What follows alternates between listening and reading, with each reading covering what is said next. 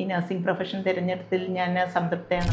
Heavy ആയിട്ടൊന്നും ചെയ്തില്ല. എനിക്ക് എൻ്റെ വീട്ടുകാരാണെങ്കിൽ ഞാൻ എന്ത് ചെയ്യും? എൻ്റെ ഭർത്താവിൻ്റെ കുടുംബത്തിലായാലും എൻ്റെ കുടുംബത്തിലായാലും വീട്ടുകാരെ ഒരുമിച്ച് ചേർത്ത് നിർത്തി കൊണ്ടുപോകാൻ എനിക്ക് കഴിയുന്നുണ്ടെന്നുള്ളത് എനിക്ക് ആത്മാഭിമാനത്തോടു കൂടി പറയാൻ പറ്റും. ഇപ്പോഴൊക്കെ ഞാൻ മനസ്സിലാക്കുന്നത് എൻ്റെ മാത്രം ഒരു ചിന്തയിൽ ഞാൻ മനസ്സിലാക്കുന്നത്, ഞാൻ ഈ സാധുക്കളായ വ്യക്തികൾക്ക് ചെയ്തു കൊടുത്ത ഉപകാരങ്ങൾ അവർ പ്രാർത്ഥനാ രൂപത്തിൽ ചിന്തിക്കുകയും അത് സർവശക്തൻ്റെ ഒരു മറുപടിയായിട്ട് എനിക്ക് കിട്ടിയതുമായിരിക്കും എന്നാണ് ഞാൻ മനസ്സിലാക്കുന്നത്. ഈ അവാർഡ് മാത്രമല്ല, ഈ നഴ്സിംഗ് പ്രൊഫഷൻ തിരഞ്ഞെടുത്തിൽ ഞാൻ സംതൃപ്തയാണെന്ന് ഞാൻ പറഞ്ഞുവല്ലോ.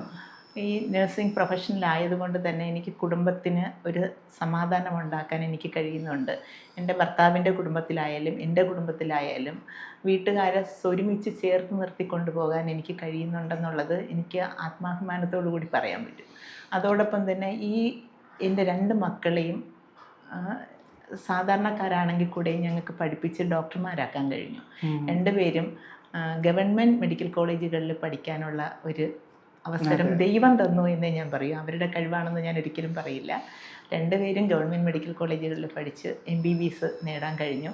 അതും എൻ്റെ കുട്ടികളുടെയോ എൻ്റെയോ ഹസ്ബൻഡിൻ്റെയോ കഴിവല്ല, അത് ദൈവത്തിൻ്റെ അനുഗ്രഹമാണ്. ദൈവത്തിൻ്റെ അനുഗ്രഹം സാധുക്കൾക്ക് എന്തെങ്കിലും ഞാൻ ചെയ്തെങ്കിൽ അതിൻ്റെ പ്രതിഫലമാണെന്ന് മാത്രമാണ് ഞാൻ. അച്ഛനിലൂടെ മകളിലേക്ക് ആ കാരുണ്യം വന്നു, മകളത് 2 മകനിലൂടെ സമൂഹത്തിലേക്ക് കൊടുക്കുന്നു പറഞ്ഞ പോലെ. പ്രത്യേകിച്ച് ഹെവി ആയിട്ടൊന്നും ചെയ്തില്ല. എനിക്ക് എൻ്റെ വീട്ടുകാരാണെങ്കിൽ ഞാൻ എന്ത് ചെയ്യും എന്നുള്ള രീതിയിൽ ചെയ്തതേ ഉള്ളൂ.